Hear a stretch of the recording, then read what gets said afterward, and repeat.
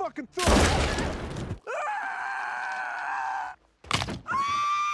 कहानी की शुरुआत में हमें डैन नाम के एक आदमी को दिखाया जाता है जो फिल्म वगैरह शूट करता है, लेकिन कुछ प्रॉब्लम होने की वजह से उसे फिल्म में काम नहीं मिल रहा था, इसलिए अब वो छोटा मोटा एड वगैरह शूट करता है। फिलहाल अभी वो एक एड को शूट करके कंप्लीट किया था। घर जाने से पहले वो अपने एक दोस्त के पास कॉल करता है। वो उससे कहता है कि पूरी तैयारी हो चुकी है, बस तुम समय पर आ जाना। यहाँ पर हमें ये भी मालूम चलता है कि डैन ने अपने साथ रेती, टेप, रस्सी ये सब रखा है। अब इसका वो क्या करने वाला है ये तो हमें आगे कहानी में पता चलेगा। इसके बाद वो अपने डैड से मुलाकात करने के लिए रिटायरमेंट होम जाता है। विल्सन मिलिट्री में काम कर चुका था, लेकिन पैर में कुछ समस्या होने की वजह से वो रिटायर हो चुका है। डैन अपने पिता को बताता है कि वो लीसा के साथ में कैबिन जा रहा है, कुछ दिन वेकेशन की छुट्टी मना करके वापस आ जाएगा। घर पर हम लीसा को देखते हैं जो उसकी पत्नी है। इन दोनों को शादी किए हुए लगभग 4 से 5 साल हो चुके थे, लेकिन इन दोनों के बीच में कुछ ठीक नहीं चल रहा था। मियां बीबी होने के बाद भी दोनों के बीच में 36 का आंकड़ा रहता था। छोटी छोटी बातों पर बच्चों की तरह लड़ते झगड़ते थे। अभी वेकेशन पर सिर्फ निकले थे, दोनों की कार में ही बहस शुरू हो जाती है। बिल्कुल एक बच्चे की तरह तू में करने लगते हैं। एक पति होने के नाते डैन खुद शांत मार लेता है, क्योंकि उसे पता है वो जितना बहस करेगा उतना ही बहस बढ़ते रहेगा। बहस के मामले में औरत से कोई नहीं जीत सकता। कुछ समय के बाद पुराने कैबिन पर पहुंच जाने के बाद कैबिन की चाबी इन्हें दरवाजे के ऊपर मिल जाती है। इस कैबिन में डैन के पिता अपनी बीवी के साथ में पहले यहाँ पर रहते थे। खैर जो भी हो, कैबिन में पहुंचने के बाद डैन सबसे पहले अपनी बीवी के लिए कुछ बढ़िया सा नाश्ता बना रहा था, लेकिन दोनों के बीच में फिर से खाना बनाने को लेकर के बहस शुरू हो जाती है। तो जैसे कि मैंने आपको बताया कि एक पति होने के नाते डैन हर बार शांत हो जाता है। वो लीसा के लिए उसका फेवरेट फूड मटर पुलाव बनाता है। हालांकि वो लीसा को काफी पसंद आता है, वो उसे बड़े चाव से खाती भी है। लीसा उससे पूछती है कि आखिर तुमने मटर पुलाव ही क्यों बनाया, जिस पर डैन कहता है कि ये तुम्हारी फेवरेट है, मैंने तुम्हें कई बार मटर पुलाव को ऑर्डर करते हुए सुना है। जिस पर लीसा कहती है कि नहीं, मटर पुलाव मेरा फेवरेट नहीं है, वो तो मेरा मन करता है तो ऑर्डर कर देती हूँ, बाकी मेरा तो फेवरेट मलाई कोफ्ता है। यह सुन करके डैन को बुरा तो लगता है, लेकिन इस बारे में वो ज्यादा बहस नहीं करता। और मैंने जो फूड का नाम लिया है वो मजाक में लिया है, उसे सीरियस मत लेना। कुछ वीडियोस में मैंने शब्दों को लेकर के मजाक किया था, तो उस चीज के लिए लोग कमेंट कर रहे थे। अगर कहीं इधर उधर बात हो रही है तो समझ जाओ कि वो मजाक हो रहा है। फिलहाल अभी कहानी पर वापस आते हैं। डिनर कर लेने के बाद बेड पर जा करके दोनों अलग अलग कोने में सो जाते हैं। इन दोनों को रोमांस किए हुए न जाने कितने दिन हो रहे होंगे, शायद इसी वजह से लीसा इतना चिड़चिड़ी रहती है। फिलहाल डैन की हरकतें भी बहुत अजीब हो रही हैं, जैसे कि सुबह होने के बाद जंगल में जा करके वो छोटे छोटे पत्थरों को बटोर करके बैग में भरने लगता है। अब पता नहीं इसका वो क्या करने वाला है। फिलहाल वो पत्थरों से भरे बैग को ले जा करके नाव में छुपा देता है। इसके बाद हमें घर पर लीसा को दिखाया जाता है जो अपना स्क्रिप्ट याद कर रही थी। वो भी मॉडलिंग ही करती है, लेकिन कहीं पर काम नहीं बन पा रहा है। इस दौरान डैन घर पर आता है और वो क्लोरोफॉर्म की एक बोतल निकालता है। क्लोरोफॉर्म को रुमाल पर गिराने के बाद उस रुमाल को लेकर के वो लीसा की तरफ आगे बढ़ने लगता है, लेकिन शायद लीसा को इन सब के बारे में पहले से ही पता था।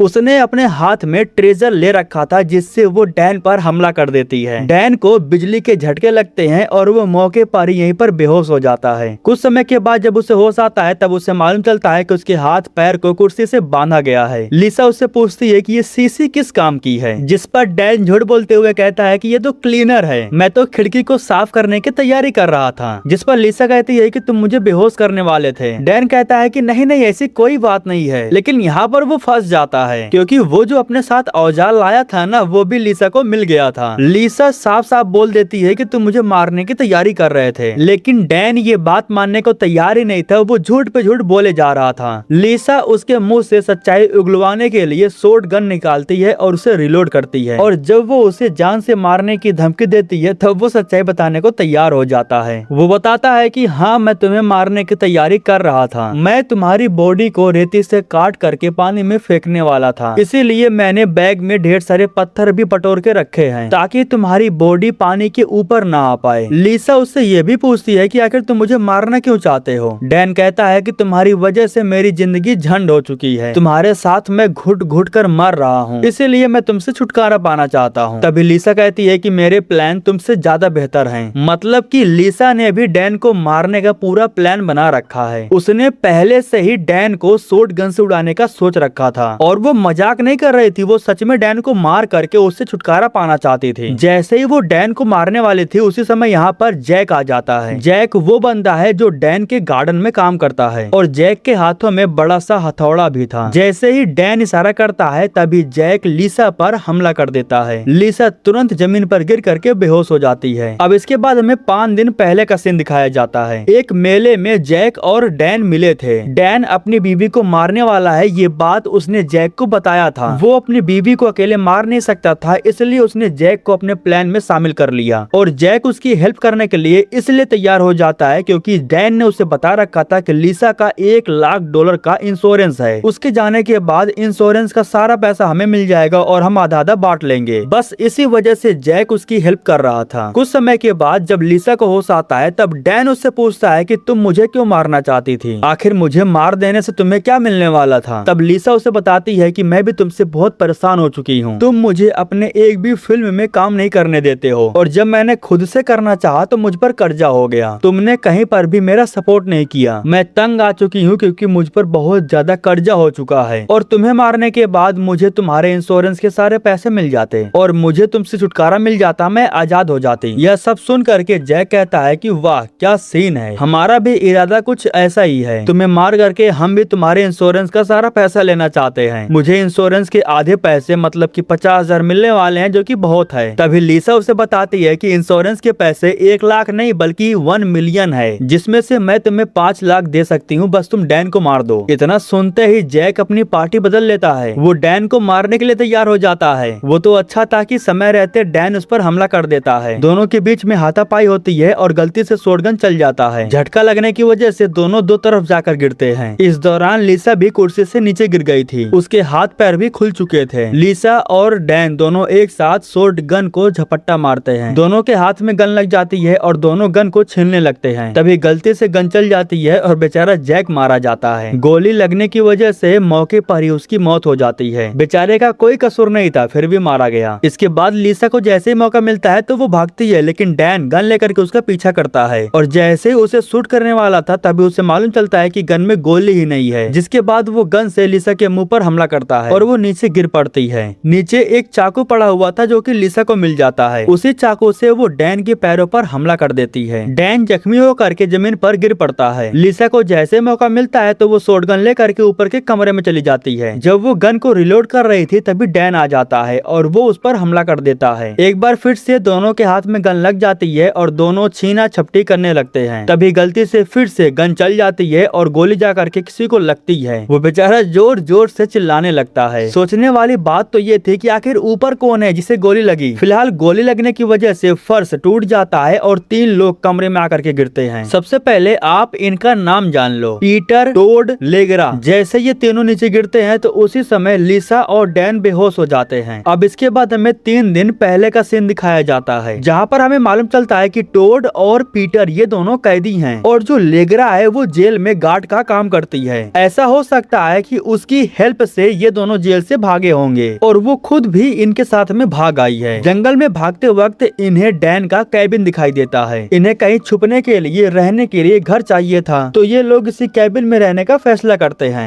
दरवाजा तोड़ने की जरूरत भी नहीं पड़ती है क्योंकि चाबी दरवाजे के ऊपर ही रखा हुआ था। इससे इनका काम और भी आसान बन जाता है। अंदर जाने के बाद सबसे पहले ये लोग दबा कर खाते हैं। इसके बाद पीटर इन सब से कहता है कि हम कुछ दिनों के लिए, जब तक माहौल शांत नहीं हो जाता तब तक हम यहाँ पर रह सकते हैं और ये प्लान इन सबको भी काफी ठीक लगता है। इन लोगों को जो पुराने कपड़े वगैरह मिलते हैं उसे पहन लेते हैं। अगले दिन कैबिन में लिसा और डैन भी आकर के पहुंच जाते हैं। मतलब कि लिसा और डैन के आने से पहले ये सभी लोग कैबिन के अंदर पहुंच चुके थे। लेगरा को एक दरवाजा दिखाई देता है जो ऊपर के एक छोटे से कमरे का था। सभी लोग उसी ऊपर वाले कमरे में जा करके छुप कर बैठ जाते हैं। मतलब कि ये तीनों काफी समय से इसी जगह पर छुप करके बैठे हुए थे। कैबिन के अंदर जो सारी चीजें हो रही थी वो सब कुछ ये लोग ऊपर से देख रहे थे। ये बिल्कुल वही सीन है जब लिसा और डैन के हाथों में गन था और दोनों एक दूसरे से गन को छीन रहे थे। तभी गलती से गोली चल जाती है और गोली जा करके टोड के पिछवाड़े में लग जाती है। दर्द की वजह से बेचारा काफी समय तक कूद फान करता है और उसके कूद फान करने की वजह से ही फर्श टूट जाता है। सब के सब नीचे आकर गिर पड़ते हैं। लाश को साइड में करने के बाद ये लोग लिसा और डैन को कुर्सी से बांध देते हैं। कुछ समय के बाद जब इन्हें होश आता है तब पीटर इनसे कहता है कि तुम्हारी प्रॉब्लम क्या है वो मुझे नहीं पता और मुझे जानना भी नहीं है। तुम दोनों जब से यहाँ पर आए हो तब से हम लोग तुम्हें देख रहे हैं। फिलहाल हम तीनों जेल से भागे हुए कैदी हैं। हमें एक छोटी सी प्रॉब्लम हो गई है, इसलिए कैश में पैसे चाहिए। अगर तुम लोग जुगाड़ करवा देते हो तो हम चुपचाप यहाँ से चले जाएंगे, तुम्हें परेशान नहीं करेंगे। डैन और लिसा को मिला करके इनके पास टोटल $250 थे, जिससे इनका कुछ होने वाला था नहीं। ये लोग इनसे और पैसों की डिमांड करते हैं, लेकिन इनका कहना था कि इनके पास और पैसे नहीं है। जिसके बाद ये लोग डैन को टॉर्चर करना शुरू करते हैं। डैन को टॉर्चर करने के लिए जानबूझ करके उसके साथ में जेल वाला एक गेम खेलते हैं। टोड उसके साथ गेम खेल करके उसे गोले से बाहर निकाल देता है। गोले से बाहर निकलने की वजह से वो गेम हार जाता है। इसके बाद ये लोग उसे टॉर्चर करने लगते हैं। उसे परेशान करने के बाद भी जब इन्हें कुछ नहीं मिलता तब ये लोग उसे जान से मारने की धमकी देने लगते हैं। उसे गन से शूट करने वाले थे, लेकिन तभी लिसा इन्हें रोक देती है। लिसा कहती है कि मेरे पास $50,000 रखा हुआ है, लेकिन वो बैंक में पड़ा हुआ है, तुम सबको बैंक में जाना होगा। अब जैसे कि लिसा पैसा देने के लिए तैयार हो गई थी, इसलिए ये लोग डैन को छोड़ देते हैं। ये लोग डैन और लिसा को बेसमेंट में ले जाकर के साथ में बांध देते हैं। जो कुछ भी हुआ था उन सारी चीजों को लेकर के लिसा डैन से माफी मांगती है। उसे अपनी गलती का एहसास हो रहा था और डैन के साथ में भी कुछ ऐसा ही सीन था, वो भी लिसा से माफी मांगता है, क्योंकि इन दोनों को पता है कि ये दोनों उस जगह पर है जहाँ पर इनकी मौत होना तय है। तो मरने से पहले ये दोनों अपने सारे गिले शिकवे दूर कर रहे थे। उसी समय डैन को पूल वाला गेंद दिखाई देता है और तभी डैन के दिमाग में एक आइडिया आता है। वो जानबूझ करके जोर जोर से चिल्लाने लगता है। उसके चिल्लाने की आवाज सुन करके टोड नीचे आता है। तब डैन उससे कहता है कि मुझे वॉशरूम जाना है, जिस पर वो डैन से कहता है कि कोई बात नहीं, पैंट में ही कर लो। तो डैन कहता है कि मुझे 2 नंबर जाना है। इसके बाद टोड उसके हाथ की रस्सी को खोल करके उसे बाथरूम की तरफ लेकर के जाने लगता है। वो बाथरूम में चला जाता है और टोड वापस से लिसा के पास आकर के उससे गलत तरीके से टच करने लगता है और इस तरीके से उसका ध्यान भी भटक जाता है। कुछ समय के बाद जब डैन बाथरूम से बाहर आता है तब हम उसके हाथ में एक मोजा देखते हैं जिसके अंदर वही गेंद था और उसी से वो टोड पर हमला करके उसे बेहोश कर देता है। इसके बाद वो जल्दी से जा करके लिसा को आजाद करता है और फिर ये दोनों यहाँ से बाहर निकलने लगते हैं। इस बीच पीटर कई बार टोड को आवाज लगाता है, लेकिन कोई जवाब नहीं आता। उसे एहसास हो जाता है कि कुछ तो गड़बड़ जरूर है। बेसमेंट में जाने के बाद इन्हें मालूम चलता है कि टोड बेहोशी की हालत में जमीन पर पड़ा हुआ है। इस दौरान लिसा को जैसे मौका मिलता है तो वो भाग करके घर के बाहर चली जाती है, लेकिन उसके पैरों की आवाज पीटर सुन लेता है। जिसके बाद ये तीनों भाग करके बाहर आते हैं और लिसा को ढूंढने लगते हैं। लिसा तो घर के बाहर ही थी, कटे हुए पेड़ों के पीछे छुपे हुई थी, लेकिन इनमें से कोई भी उस पर ध्यान नहीं दे पाता।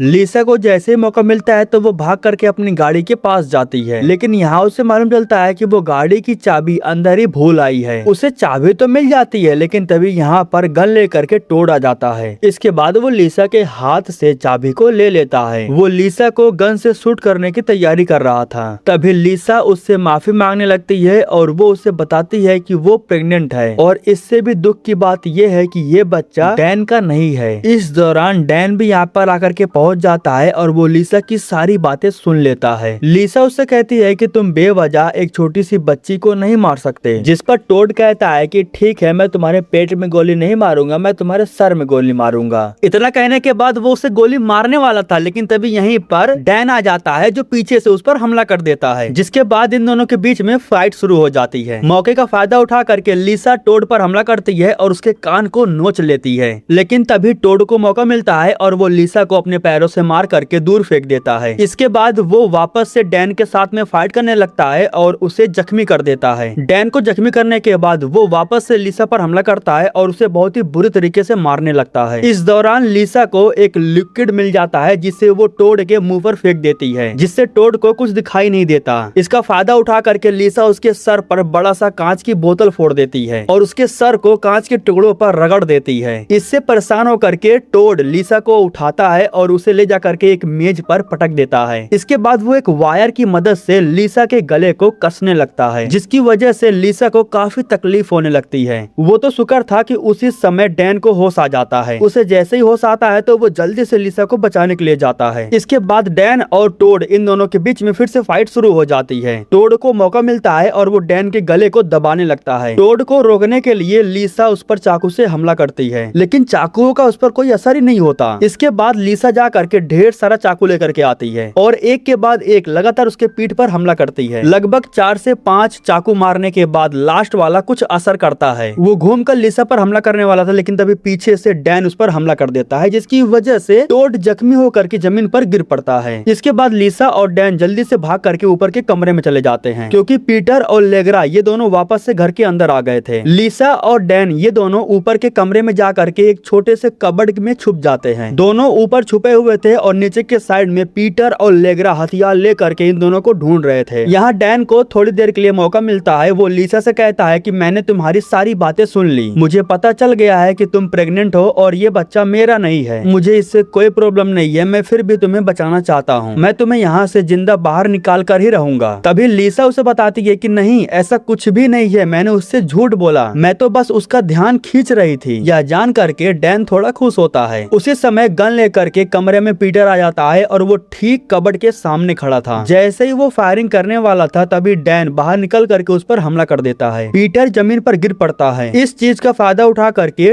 लिसा और डैन ये दोनों भागकर बाहर चले जाते हैं। लिसा जैसे ही बाहर आती है तो उसी समय लेग्रा उस पर हमला कर देती है। लेग्रा के हाथों में गन था जिससे वो लिसा को शूट करने वाली थी, लेकिन तभी यहीं पर डैन आ जाता है जो पीछे से लेग्रा पर हमला कर देता है और इस तरीके से वो लिसा को बचा लेता है। लेकिन ऊपर से पीटर ये सब कुछ देख रहा था। वो खिड़की तोड़ करके बाहर आता है और लिसा डैन पर हमला कर देता है। वो डैन को नीचे गिराने के बाद उसे मारने लगता है। इस दौरान जैसे ही लिसा को मौका मिलता है तो वो पीछे से एक औजार लेकर के पीटर पर हमला कर देती है। पीटर बहुत ही बुरी तरीके से जख्मी हो जाता है, उसके शरीर से ढेर सारा ब्लड निकलने लगता है। उसी समय यहाँ पर टोड आ जाता है जो पीछे से लिसा को पकड़ लेता है। वो लिसा को पकड़ करके रखता है और पीटर जा करके डैन पर हमला करता है। वो डैन को मार करके उसे बहुत ही बुरी तरीके से जख्मी कर देता है। यहाँ एक मशीन भी थी जो काफी खतरनाक होती है। उसी मशीन में वो डैन का मुंह डाल करके उसे मारना चाहता था। हालांकि वो ऐसा कर पाता, उसी समय यहाँ पर एक गाड़ी आ जाती है। पीटर जैसे ही गाड़ी के सामने जाता है तो वो गाड़ी वाला उसे ठोक देता है और इस गाड़ी को चलाने वाला कोई और नहीं बल्कि विल्सन ही था। वो गाड़ी से बाहर निकलता है और इनसे पूछता है कि मेरी खिड़की किसने तोड़ी। यहाँ पर सीन शिफ्ट होता है 6 घंटे पहले। रात के समय में कैबिन के पास से एक आदमी गुजर रहा था। दरअसल ये आदमी विल्सन का दोस्त है। उसने देखा कि कैबिन की खिड़की टूटी हुई है और गमला नीचे गिरा हुआ था। यह देख करके उसे एहसास होता है कि यहाँ पर कुछ गड़बड़ है, इसलिए वो जल्दी से घर पर जा करके विल्सन के पास कॉल करता है और उन्हें इस बारे में बता देता है। अब जैसे कि विल्सन को पता था कि उसका बेटा और उसकी बहू उसी कैबिन में छुट्टी मनाने के लिए गए हैं, तो उसे ऐसा एहसास होता है कि उसका बेटा और उसकी बहू खतरे में हो सकते हैं। वैसे यहाँ का जो स्टाफ था वो विल्सन को बाहर जाने से मना कर देता है, इसीलिए मजबूरी में विल्सन को उस पर हमला करना पड़ता है और वो उसकी कार की चाबी ले लेता है। इसके बाद वो कार को लेकर के सीधा कैबिन की तरफ आता है और यहाँ पर आने के बाद जो कुछ भी हुआ वो आपने देख ही लिया। अपनी बहू को बचाने के लिए वो गन लेकर के टोड के ऊपर तान देता है। वो मौका भी नहीं देता, सीधा टोड को शूट कर देता है। इसके बाद वो पीटर के ऊपर गन तान करके उसे भी शूट करने वाला था, लेकिन तभी पीछे से लेग्रा एक चाकू की मदद से उस पर हमला कर देती है, जिससे विल्सन जख्मी हो जाता है। लेकिन विल्सन के हाथ में अभी भी गन था और उससे वो गन चल जाती है, जिससे लेग्रा के एक पैर का चीथड़ा उड़ जाता है। लेकिन इससे पीटर को बहुत गुस्सा आता है। वो विल्सन पर हमला कर देता है। विल्सन तो मरने वाला था, लेकिन मरने से पहले वो अपने बेटे से कहता है कि यहाँ से भाग जाओ। जिसके बाद डैन और लिसा ये दोनों जल्दी से जाकर के कार में बैठते हैं और यहाँ से भागने लगते हैं, लेकिन पीटर उसे रोकने के लिए उस पर गन से फायरिंग करता है। एक गोली निशाने पर लग जाती है, जिसकी वजह से इनकी कार जाकर के एक पेड़ से टकरा जाती है। लिसा और डैन दोनों ही बेहोश हो जाते हैं। हालांकि कुछ समय के बाद जब डैन को होश आता है तो वो जल्दी से लिसा को उठाता है और लिसा से कहता है कि वो जल्दी से भाग करके नाव के पास चला जाए, बाकी तो मैं सब कुछ संभाल लूंगा। इसके बाद हमें लेग्रा को दिखाया जाता है जिसका पैर बहुत ही बुरी तरीके से जख्मी हो गया था। वो कमरे के अंदर जा करके अपने पैरों पर मलहम पट्टी करती है। जैसे उसे थोड़ा आराम होता है तो उसी समय यहाँ पर डैन आ जाता है, जो कि उसके उसी पैर को दोबारा तोड़ देता है। लेग्रा बेचारी को बहुत दर्द होता है। वो डैन से माफी मांगती है। वो हाथ पैर सब कुछ जोड़ लेती है, लेकिन डैन उसे माफ नहीं करता। वो उसे गन से शूट करके खत्म कर देता है। इसके बाद हमें लिसा को दिखाया जाता है जो जल्दी से भाग करके बोट पर जाती है। वो बोट को स्टार्ट करने के बाद जैसे यहाँ से भागने वाली थी तो उसी समय यहाँ पर पीटर आ जाता है। कुछ समय के बाद लेग्रा को मार करके जैसे ही डैन बाहर आता है तो उसे लिसा के चिल्लाने की आवाज सुनाई देती है। वो भाग करके जाकर देखता है तो पीटर ने बोट को स्टार्ट कर लिया था और वो लिसा को अपने साथ में लेकर के जा रहा था। इस दौरान डैन को जैसे मौका मिलता है तो वो बोट की रस्सी को पकड़ लेता है, लेकिन पीटर को इस बारे में पता नहीं था कि डैन भी उसके पीछे पीछे आ रहा है। पीछे से बोट पर आने के बाद वो सीधा पीटर पर हमला कर देता है। दोनों के बीच में फाइट होती है और पीटर उसे आराम से जख्मी कर देता है। इस दौरान पता नहीं कहां से लिसा को एक फ्लेयर गन मिल जाती है, जिससे वो पीटर को शूट भी करती है, लेकिन गोली उसके बगल से निकल जाती है। इसके बाद वो लिसा के करीब जाकर के उस पर हमला करके उसे जख्मी कर देता है। एक बार फिर से डैन खड़ा होता है और वो पीटर के साथ में फाइट करने लगता है, लेकिन इस बार भी वो पीटर से जीत नहीं पाता है। पीटर उसे मार करके जख्मी कर देता है, लेकिन इस बीच लिसा को जैसे मौका मिलता है तो वो एक बैग को पीटर के गले में लपेट देती है, और ये वही बैग है जिस बैग में डैन ने ढेर सारा पत्थर इकट्ठा करके रखा था। बैग के साथ में ये लोग पीटर को पानी में फेंक देते हैं। पत्थरों से भरा हुआ बैग पीटर को पानी में खींच लेता है और इस तरीके से पीटर की मौत हो जाने के बाद इन दोनों की जान बच जाती है। वैसे तो ये दोनों वेकेशन की छुट्टी मनाने के लिए आए थे, लेकिन इनके साथ में इतना बड़ा हादसा हो गया। और इससे भी बड़ी बात यह है कि इन दोनों के बीच में 36 का आंकड़ा होने के बाद भी इन दोनों ने एक दूसरे का साथ दिया, जिससे इन दोनों के बीच में जो थोड़ा बहुत तनाव था वो खत्म हो जाता है। इतनी बड़ी मुसीबत की घड़ी में दोनों ने एक दूसरे का साथ दिया, जिससे इन दोनों के बीच में वापस से प्यार बढ़ जाता है। दोनों एक दूसरे के साथ में वापस से रहने लगते हैं। हालांकि जब यहाँ पर पुलिस आती है तब ये दोनों साफ साफ बोल देते हैं कि इन कैदियों ने हम पर हमला किया था और हमें अपनी जान बचाने के लिए उन्हें मारना पड़ा। वैसे इस हादसे के बाद ये दोनों काफी फेमस भी हो जाते हैं। इनके साथ जो हादसा हुआ था उस पर ये लोग एक फिल्म भी बनाते हैं जो काफी हिट होती है, और इसी के साथ दोस्तों ये कहानी यहीं पर खत्म हो जाती है। वैसे आप लोगों से बस इतने से गुजारिश है कि अगर वीडियोस में कोई भी प्रॉब्लम आ रही होगी, आवाज से संबंधित या फिर एडिटिंग से संबंधित, या फिर हो सकता है कि मैं एक्सप्लेन ठीक से ना कर पा रहा हूँ, तो आप लोग इन सब के बारे में मुझे कमेंट बॉक्स में सुझाव दे सकते हो। मैं आप लोगों के लिए इस चीज को बेहतर बना सकता हूँ।